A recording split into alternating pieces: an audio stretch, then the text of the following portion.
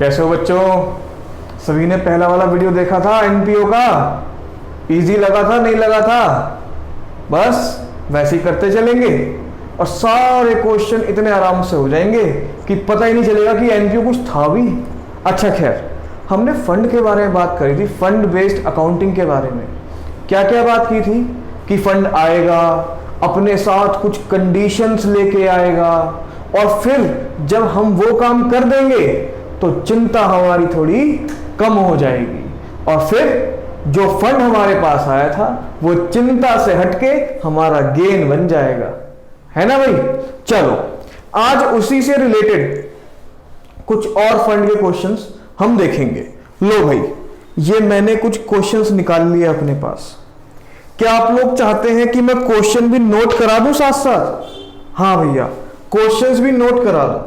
तो लिखो जरा अपने पास, छोटा सा ही क्वेश्चन है, बड़े आराम से समझ में आ जाएगा। देखो जरा, क्वेश्चन नंबर 1 क्या कह रहा है क्वेश्चन में कि हमारे पास एक टूर्नामेंट फंड है। ठीक है भाई, कितने का फंड है वो? 2 लाख रुपए। अच्छा, टूर्नामेंट के एक्सपेंसेस, टूर्नामेंट एक्सपेंसेस कितने के हैं? 60,000 रुपए। लो भाई, रिसिप्ट्स फ्रॉम टूर्नामेंट, और हमें कुछ रिसीव भी हुआ है, वो भी लिख लेते हैं। रिसिप्ट्स फ्रॉम टूर्नामेंट कितना रिसीव हुआ है? 80,000 रुपए। बस क्वेश्चन खत्म। हमें क्या करके दिखानी है इसकी? अकाउंटिंग। लो भाई, पहले तो जरा इस क्वेश्चन का पोस्टमार्टम किया जाएगा ताकि इस क्वेश्चन को हम अच्छे से समझ सकें। तो क्या आप लोगों ने इस क्वेश्चन को अपने पास नोट कर लिया है? तो समझो जरा, मुझे कुछ पैसा मिला। ठीक है भाई, कितने पैसे मिले? 2 लाख रुपए। अच्छा, इसके साथ कंडीशन क्या अटैच थी? इसके साथ टूर्नामेंट कराने की कंडीशन अटैच थी। क्या कंडीशन थी? कि भाई हम तुम्हें 2 लाख रुपए दे रहे हैं और ये 2 लाख रुपए आपको कहां यूज करने हैं? टूर्नामेंट के लिए। ठीक है, हमने फिर कुछ खर्चा किया टूर्नामेंट करने का, और वो खर्चा कितने का हुआ हमारा? 60,000 रुपए का। अच्छा एक बात बताओ, जब मुझे ये फंड मिला था टूर्नामेंट के लिए, तो ये मेरे लिए क्या थी? टूर्नामेंट कराना एक टेंशन थी कि भाई मुझे पैसा तो मिल गया, अब मुझे इस पैसे का इस्तेमाल टूर्नामेंट को कराने के लिए करना पड़ेगा, जिसमें से मैंने कितना खर्चा कर दिया टूर्नामेंट कराने पर? 60,000 रुपए। अच्छा भाई, जब ये 60,000 रुपए खर्चा हो गया टूर्नामेंट का, तो क्या मेरी टेंशन 60,000 रुपए से कम हो जाएगी या नहीं हो जाएगी?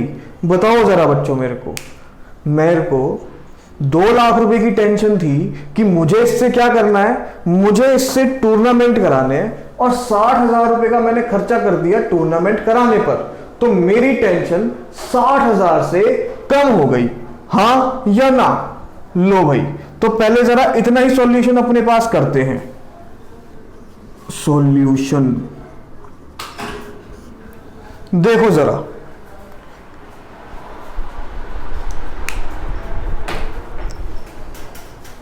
सॉल्यूशन देखते हैं जरा इसका। सबसे पहले मैं अपने पास देखूंगा मुझे कितना फंड मिला था। Fund received. लो भाई, कितना फंड मिला मेरे को? 2 लाख रुपए।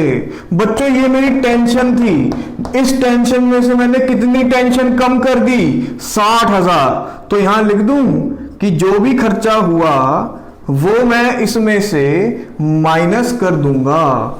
ये मैंने 60,000 रुपए कर दिए माइनस। अच्छा बच्चों, मुझे एक बात बताओ, अब मैंने कोई टूर्नामेंट किया, ठीक है, पर क्या उसमें एंट्री के लिए मैं फीस रख सकता हूं, नहीं रख सकते? भाई टिकट्स वगैरह होती है, नहीं होती? टूर्नामेंट्स की होती है। तो उन सब चीजों से मेरे जो फंड है उसमें इंक्रीमेंट होगा या वो कम हो जाएगा? सुनो जरा, टूर्नामेंट रखा, मैंने टूर्नामेंट रखवाया, उसमें कुछ टिकट्स बेची हमने, और फिर उससे मुझे क्या हो गई? इनकम हो गई। जब इनकम हो गई तो क्या वो फंड बढ़ेगा या घटेगा? हाँ बच्चों, वो फंड बढ़ जाएगा। तो हम क्या करेंगे, अगर कोई रिसिप्ट हुई है, अगर कोई रिसिप्ट हुई है तो हम कर देंगे उसको ऐड। कितना हुआ था भाई? 80,000 रुपए। और लास्ट में हमारा बैलेंस कितना निकल के आएगा? फिर हमारे पास आ जाएगा बैलेंस ऑफ फंड। कितना निकल के आएगा भाई? 2 लाख में से 60,000 गए, 1,40,000, और फिर 80,000 प्लस करेंगे 2,20,000। ये मेरे पास आ गया इसका आंसर। और इसको मैं कहां शो करूंगा? इसको मैं शो करूंगा बैलेंस शीट की लायबिलिटी साइड। हाँ या ना? बहुत ही सिंपल सा और आसान सा क्वेश्चन, समझ में आ गया होगा। कुछ भी नहीं था ना? तो क्या हम इस क्वेश्चन से आगे चल सकते हैं? बताओ। हाँ भैया, समझ में आ गया। पर अगर आप हमें एक क्वेश्चन इसके जैसा और करा दोगे तो और अच्छे समझ में आ जाएगा। अब बच्चों के आगे मैं क्या करता? जब बच्चे इतनी जिद कर रहे थे तो मैंने एक क्वेश्चन और उठाया। देखो जरा, क्वेश्चन नंबर 2। मेरे साथ साथ लिखेंगे जरा क्वेश्चन। अब की बार मुझे जो फंड मिला है वो मिला है प्राइज के लिए। कितना फंड मिला है भाई? 1,00,000 रुपए। लो, लिख दिया। Interest on prize fund investment, interest on prize fund investment. अभी सब समझ लेंगे, समझ में आ जाएगा। लिखो जरा अपने पास 10,000 रुपए। अच्छा जी, उसके बाद दे रखा है हमें प्राइजेस पेड। प्राइजेस पेड कितने हैं? प्राइजेस पेड हमारे पास 20,000 रुपए के। लो भाई, आगे prize fund investment. Prize fund investment कितने की दे रखी है भाई हमें? 80,000 रुपए की। लो भाई, और वो कह रहा है कि इसकी अकाउंटिंग करके दिखाइए। अच्छा बच्चों, मेरी बात जरा सुनो। वैसे तो इस क्वेश्चन को हम इस फॉर्मेट से भी कर सकते हैं, पर मैं चाहूंगा आप अपना एक पुराने फॉर्मेट से इस क्वेश्चन को सॉल्व करें। देखो जरा, हम इस क्वेश्चन को सॉल्व करेंगे बैलेंस शीट से। भैया, ये क्वेश्चन क्या बैलेंस शीट से भी सॉल्व हो जाएगा? हाँ बच्चों, देखना जरा एक बार। एक बैलेंस शीट बनाई मैंने अपने पास।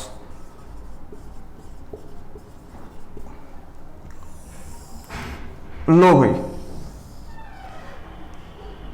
एक मिनट जरा मैं चेक कर लूं।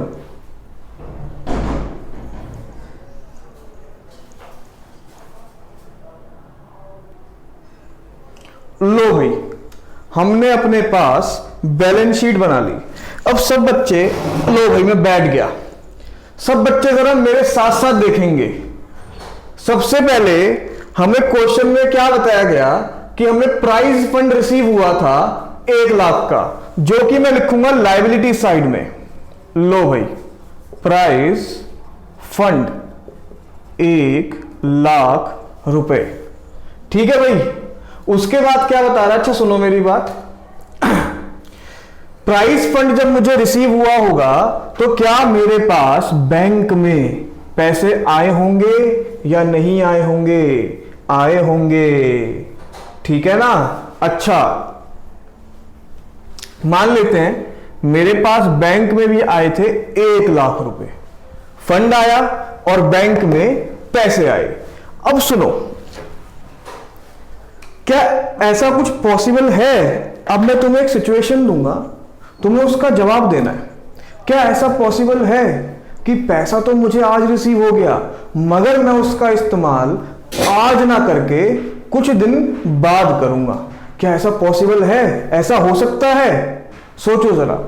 हो सकता है भाई, हमें पैसा तो किसी काम के लिए आज रिसीव हो गया मगर वो काम हमें आज नहीं करना, वो काम हमें करना है कुछ दिन बाद, है ना भाई। तो मैं क्या करूं? इस पैसे को यहीं छोड़ दूं क्या? ऐसे ही छोड़ दूं आइडल? तुम बताओ, क्या ऐसा करना सही रहेगा? नहीं भैया, ऐसा करना तो बिल्कुल भी सही नहीं है। तो हम क्या करें? क्या मैं इससे एक इन्वेस्टमेंट कर दूं? क्योंकि मुझे ये पैसा अभी यूज नहीं करना, तो क्या मैं इस पैसे से इन्वेस्टमेंट कर दूं? हाँ भैया, आप इससे इन्वेस्टमेंट कर दो। तो लो भाई, मैंने बनाई अपने पास प्राइज फंड इन्वेस्टमेंट। अब बच्चों मुझे एक बात बताओ कि ये जो इन्वेस्टमेंट हमने की है ये फ्री में हो जाएगी क्या, या हमें कुछ पैसे खर्च करने पड़ेंगे? हाँ भैया, कुछ पैसे तो लगेंगे ही ना। तो हमने क्या किया, जो ये 1,00,000 रुपए थे, अब ये बैंक से हमने कहां ट्रांसफर कर दिए? इन्वेस्टमेंट में। और यहां से ये हो गया 0। अब कुछ क्वेश्चन समझ में आ रहा है क्या? देखो, प्राइस फंड था, बैंक में पैसा आया होगा, बैंक से मैंने कहां ट्रांसफर कर दिया? इन्वेस्टमेंट में। कर सकता हूं या नहीं कर सकता? इनकी इन्वेस्टमेंट 80,000 की है, तो लो भाई, हम भी इसको चेंज कर देते हैं। लो, इन्वेस्टमेंट 1,00,000 की जगह हमने कर दी 80,000 की, तो बैंक में कितना पैसा रह जाएगा? 20,000 रुपए। हाँ या ना? हाँ भैया, ऐसे ही होगा। अब मुझे एक बात बताओ जरा, मेरे पास प्राइस फंड मुझे रिसीव हुआ था 1,00,000 का, अभी मुझे पैसे की जरूरत नहीं थी, इसलिए मैंने उस पैसे को इन्वेस्ट कर दिया था। तो क्या मेरी चिंता खत्म हो गई? सोच के बताओ जरा, मेरे लिए चिंता क्या थी?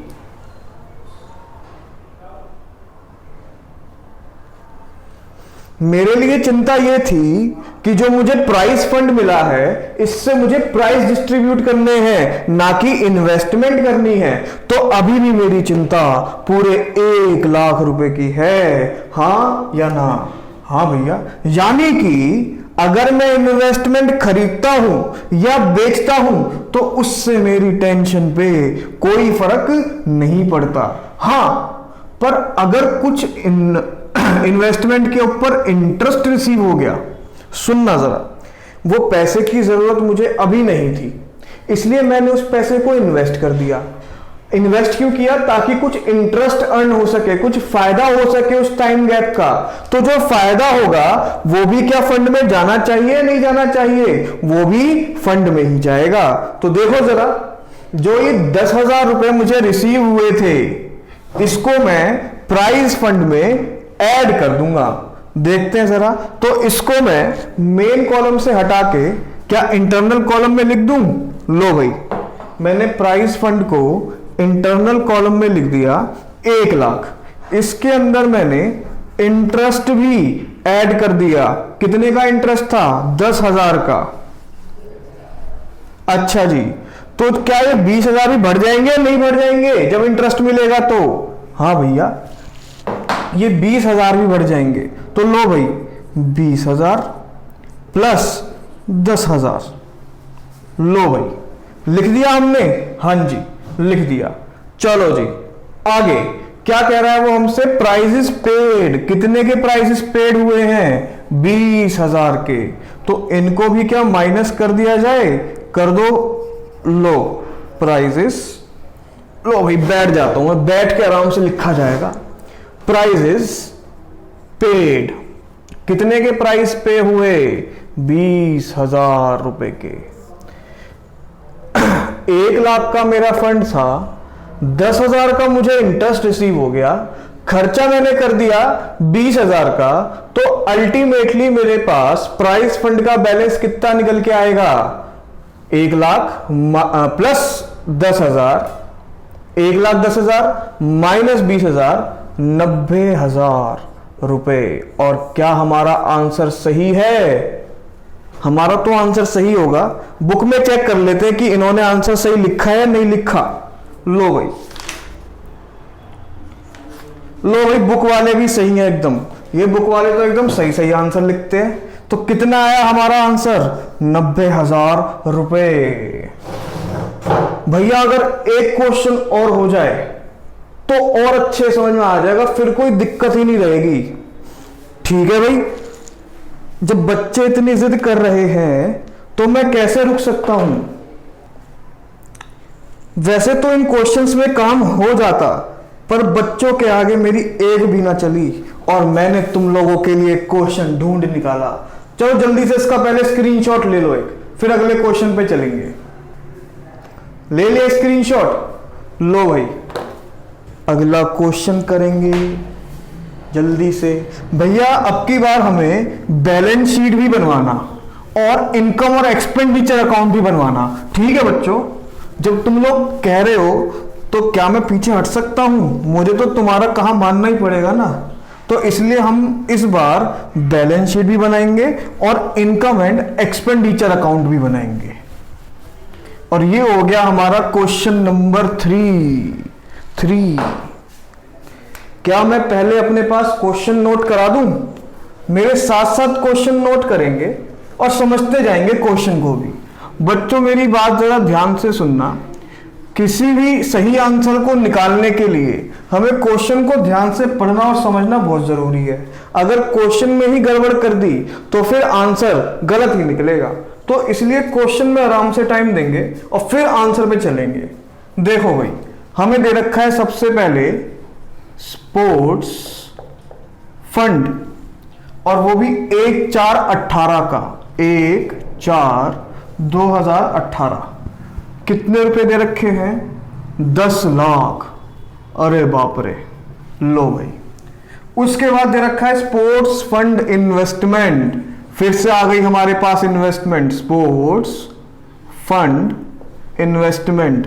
मेरे ख्याल से अब सभी लोग समझ गए होंगे कि ये इन्वेस्टमेंट का मतलब क्या है। अच्छा, क्या इन्वेस्टमेंट का फंड के ऊपर कोई फर्क पड़ता है? नहीं भैया, अभी तो बताया था हम लोगों ने आपको कि इन्वेस्टमेंट का, बेचने या खरीदने का, फंड के ऊपर कोई भी फर्क नहीं पड़ता। पर क्या उसके इंटरेस्ट का, interest on sports fund investment का कुछ इफेक्ट पड़ेगा? नहीं पड़ेगा? हाँ, इंटरेस्ट को तो हम ऐड कर देते हैं। ठीक है भाई, ऐड कर देंगे। उसके बाद दे रखा है हमें donation for sports fund, donation for sports fund.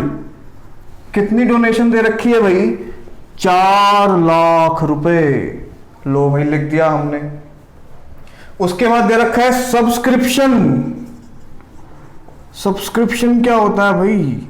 Subscription बेटा वही होता है, अगर हमें किसी चीज की सेवाएं प्राप्त करनी है तो हमें सब्सक्राइब करना पड़ता है ना, तो जो पेमेंट होती है उसी को बोला जाता है सब्सक्रिप्शन।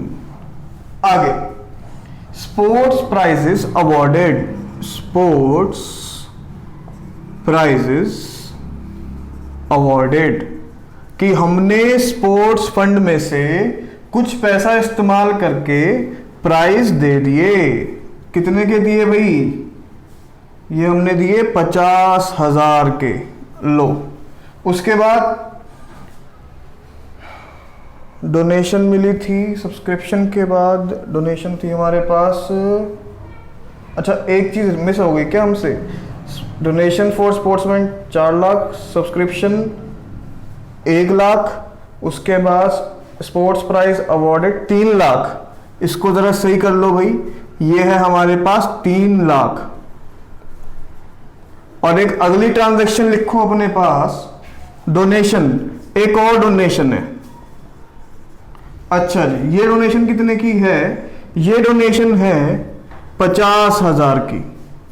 अच्छा जी, आगे चले। इसके बाद अब हम आगे दे रखा है हमें expenses on sports event, expenses on sports event. Sport का कोई हमने इवेंट कराया था जिसपे कितना खर्चा हुआ? 1 लाख का। आगे जनरल फंड लिख देते हैं भाई, जनरल फंड। जनरल फंड कितने का है हमारे पास? 20 लाख रुपए। भैया ये तो कोई मोटी पार्टी लग रहे हैं। हाँ बच्चों, लग तो मुझे भी ऐसा ही रहा है। खैर अभी समझेंगे इसका मतलब क्या है। जनरल फंड इन्वेस्टमेंट, वही same to same general fund है, उसकी हमें अभी जरूरत नहीं है पैसे की, तो हमने कुछ पैसा इन्वेस्ट किया हुआ है। भैया जनरल फंड का भी पैसा इन्वेस्ट कर सकते हैं? हाँ बच्चों, हम किसी भी चीज का पैसा इन्वेस्ट कर सकते हैं, वो हमारी मर्जी है।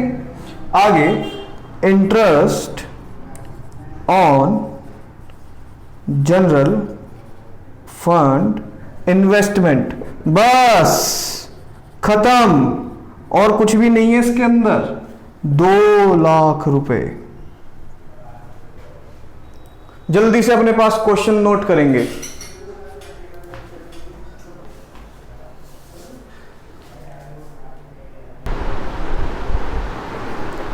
हाँ जी, अब जरा क्वेश्चन पे ध्यान लगाएंगे मेरे साथ। स्पोर्ट्स फंड दे रखा है हमें 1/4/18 को। बेटा सुनो, मैंने आप लोगों को अभी क्या समझाया था कि जब फंड मिलेगा तो जरूरी तो नहीं है ना कि उसका पैसा आज ही यूज कर लो, उसको बाद में भी यूज किया जा सकता है ना भाई। तो भाई जब हम उस फंड को आगे ले जाएंगे अगले साल में, तो ये अगले साल का यानी कि इस साल का ओपनिंग बैलेंस दे रखा है। पिछले साल या पहले हमें कभी फंड रिसीव हुआ होगा, जो पहले इस्तेमाल नहीं हुआ उसको हम इस साल में एंटर कर रहे हैं, तो ये ओपनिंग बैलेंस है स्पोर्ट्स फंड का। भैया यहाँ पे आप लिख दो। लो भाई, मैंने यहाँ पे लिख दिया कि ये स्पोर्ट्स फंड का ओपनिंग बैलेंस है। अच्छा जी, इसकी हमने कोई इन्वेस्टमेंट भी कर रखी थी, ओके, उससे हमें कुछ इंटरेस्ट मिला तो वो फंड में हो जाएगा add, okay. Donation for sports fund, भाई क्या हमें और पैसा नहीं मिल सकता सेम चीज के लिए? मिल सकता है। तो बेटा ये वही है कि हमें करंट ईयर में कुछ एक्स्ट्रा पैसा रिसीव हुआ। कितना रिसीव हुआ? 4 लाख। इसको भी क्या कर देंगे? उसी फंड में ऐड कर देंगे, क्योंकि मेरी टेंशन अब बढ़ गई। हाँ या ना? हाँ, ओके। आगे चलते हैं। सब्सक्रिप्शन, बेटा सुनो, एनपीओ में जिसको भी वो सेवाएं चाहिए होती हैं तो हमें उनका मेंबर बनना पड़ता है। और मेंबर कैसे बनेंगे? अब मान लो जैसे आजकल ऑनलाइन जो होते हैं, ये अमेजोन हो गया, फ्लिपकार्ट हो गया, अगर इनके आपको प्लस वाली प्रीमियम वाली चीजें चाहिए हो तो हमें इन्हें सब्सक्राइब करना पड़ता है। हाँ या ना? करना पड़ता है। वैसे ही एनपीओ में भी अगर आपको उनकी सेवाएं लेनी है तो मेंबर बनना पड़ेगा, सब्सक्राइब करना पड़ेगा, और ये वही सब्सक्रिप्शन की फीस है। अच्छा एक बात बताओ, जो सब्सक्रिप्शन फीस होती है ये बार बार दी जाती है या एक बार दे दिया काम खत्म? नहीं भैया, ये तो बार बार दी जाती है। तो एक बात बताओ, जो रिसीव कर रहा है उसके लिए ये इनकम वन टाइम है या फिर रीअकरिंग नेचर की है? ये रीअकरिंग नेचर की इनकम है। तो फिर ये कहाँ जानी चाहिए? ये जानी चाहिए इनके प्रॉफिट या लॉस अकाउंट में। और प्रॉफिट एंड लॉस अकाउंट को एनपीओ में क्या बोला जाता है? Income and expenditure account. हाँ भैया, ये तो समझ में आ गया। चलो जी, फिर आगे चलते हैं। स्पोर्ट्स के लिए जो पैसा मिला था हमने उसमें से कुछ प्राइजेस अवार्ड किए हैं, यानी कि खर्चा क्या हो जाएगा? माइनस। सही है। डोनेशन, बच्चों सुनो जरा, अब जरा यहां गौर करने की जरूरत है। क्वेश्चन में एक दिया हुआ था sorry, donation for sports fund दे रखा था, और एक दे रखा है सिर्फ डोनेशन। जरा मैं आपको रिवाइंड करके पहली क्लास की बात समझाना चाहूंगा। मुझे ये चेक मिला था ना भाई, चेक मिला था। तो ये चेक जो है अगर मुझे किसी कंडीशन के साथ मिला है तो फिर क्या बोलूंगा इसको, चिंता। क्या बोलूंगा इसको, चिंता।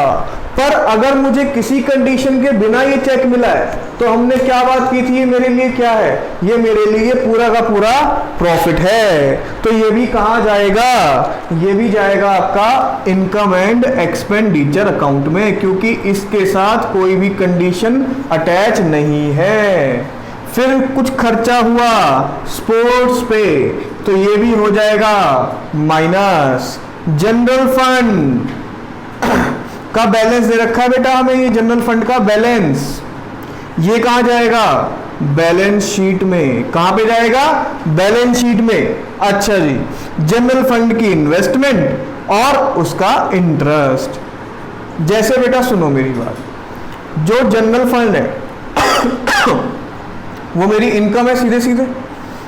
अब जो उसके रिगार्डिंग इन्वेस्टमेंट कर रखी है उसका इंटरेस्ट भी कहां जाना चाहिए, उसका इंटरेस्ट भी इनकम एंड एक्सपेंडिचर में जाना चाहिए, क्योंकि ये मेरी नॉर्मल इनकम है।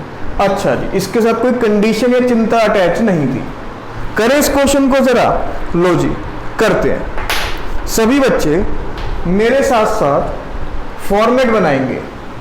एक तो बनाएंगे अपने पास income and expenditure account, income and expenditure account. दूसरा बनाएंगे मेरे साथ बैलेंस शीट। लो भाई, भैया ये सवाल हमें अच्छा लगा, चलो भाई तो इस सवाल को सॉल्व करेंगे।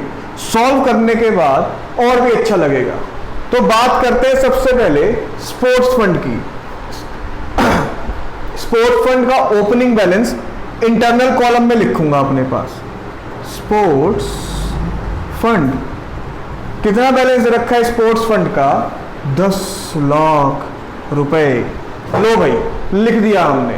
और क्या दे रखा है हमें उन्होंने, sports fund investment, sports fund investment.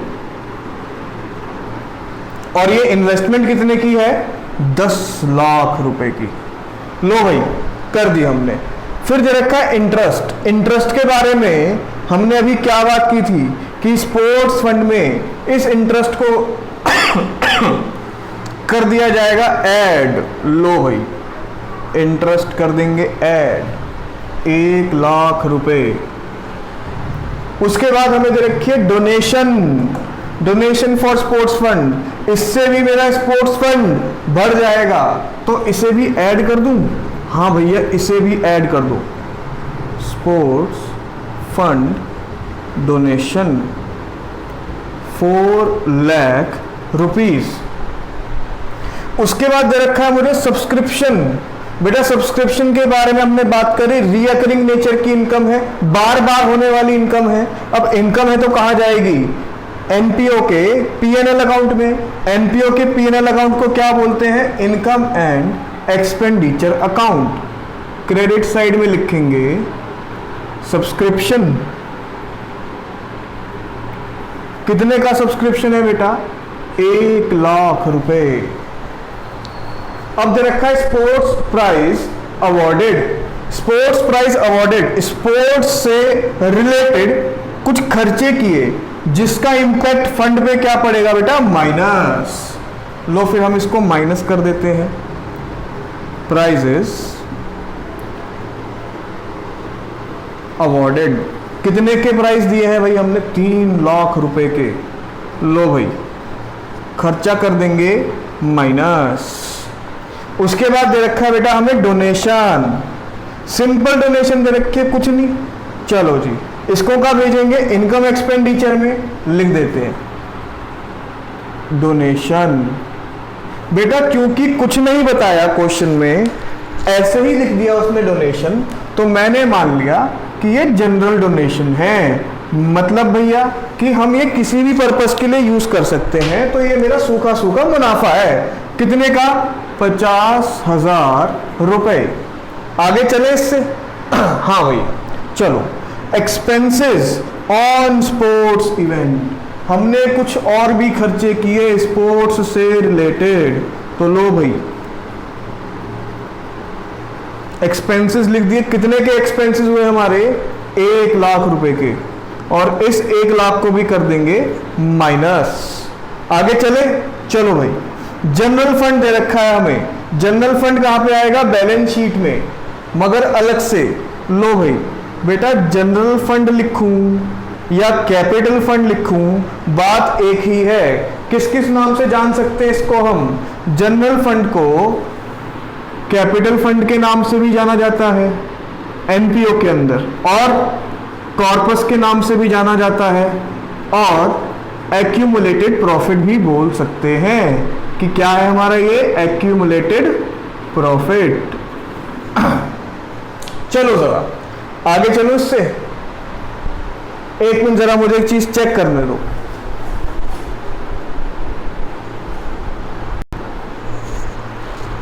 लो भाई, क्या चले आगे थोड़ा सा। जनरल फंड कितना है हमारे पास? 20 लाख रुपए का भैया। तो क्या हुआ बच्चों, ऐसे घबराते नहीं है 20-20 लाख रुपए देख के। अच्छा जी, जनरल फंड की इन्वेस्टमेंट भी दे रखी है, तो वो भी लिख देते हैं। जनरल फंड इन्वेस्टमेंट कितने की है बेटा? 20 लाख रुपए। ये भी हो गया, बस खत्म। लास्ट चीज रह गई, जो ये इन्वेस्टमेंट थी जनरल फंड की, उसके ऊपर हमने कुछ इंटरेस्ट कमाया है, और ये कहाँ जाएगा? इनकम एक्सपेंडिचर में। Interest on general fund investment कितने का कमाया भाई हमने? 2 लाख रुपए। इसका भी कर दे स्पोर्ट्स फंड का, खत्म अब तो सब कुछ। 10 लाख में 1 लाख ऐड किया 11 लाख, और 4 लाख ऐड किया 15 लाख, 15 लाख में से माइनस किया 3 लाख तो 12 लाख, और 12 लाख में से 1 लाख माइनस किया तो 11 लाख। 11 लाख का हमारा आंसर आना चाहिए। अच्छा जी, पर भैया ये तो मैच ही नहीं हुआ, इनका टोटल तो हमें मैच करना चाहिए ना। अच्छा सुनो बच्चों, एनपीओ में ये हमसे पूरा क्वेश्चन नहीं करवा रहा, सारा फाइनल अकाउंट नहीं बनवा रहा। इसने हमें कुछ चीजें दी हैं और कुछ चीजों के बारे में पूछा है कि जनरल फंड का अमाउंट कितना आएगा, इनकम में क्या क्या आएगा, सिर्फ इतना पूछ रहा है ये। तो ये पूरे क्वेश्चन का एक छोटा सा पार्ट है, तो इसलिए मैं इसको यहां पे लिख दूंगा एक्सट्रैक्ट। क्या लिख दूंगा? Extract. Extract of balance sheet, extract of income expenditure, यानी कि ये पूरा इनकम एक्सपेंडिचर या फिर ये पूरी बैलेंस शीट नहीं है, ये उनका छोटा सा हिस्सा है। अच्छा कहो तो एक बार मैं चेक कर लूं कि किताब वालों ने भी सही आंसर निकाला या नहीं निकाला। लो भाई एक बार हम चेक कर लेते हैं। 11 लाख रुपए आना चाहिए जनरल फंड, स्पोर्ट्स फंड का बैलेंस सही है किताब वालों का। और चेक कर लेते हैं, इनकम में इन्होंने सब्सक्रिप्शन ली है, सही करी है, डोनेशन लिखी है, सही किया है, interest on general fund investment 2 lakh लिया, वो भी सही लिया है। यानी कि आजकल किताब वाले भी सही काम करने लग गए हैं। ठीक है, चलो बच्चों क्या अच्छे से समझ में आया? हाँ भैया आ गया। तो एक काम जरूर करेंगे, इन्हीं 3 क्वेश्चन को एक बार दोबारा से अच्छे से रिवाइज कर लेंगे, ताकि इससे रिलेटेड कोई भी क्वेश्चन आए तो तुम्हें प्रॉब्लम ना हो। और फिर अगले लेक्चर से हम इसी चैप्टर को थोड़ा और आगे बढ़ाएंगे और नई चीजें समझेंगे। अच्छा भाई, तब तक के लिए टाटा बाय बाय।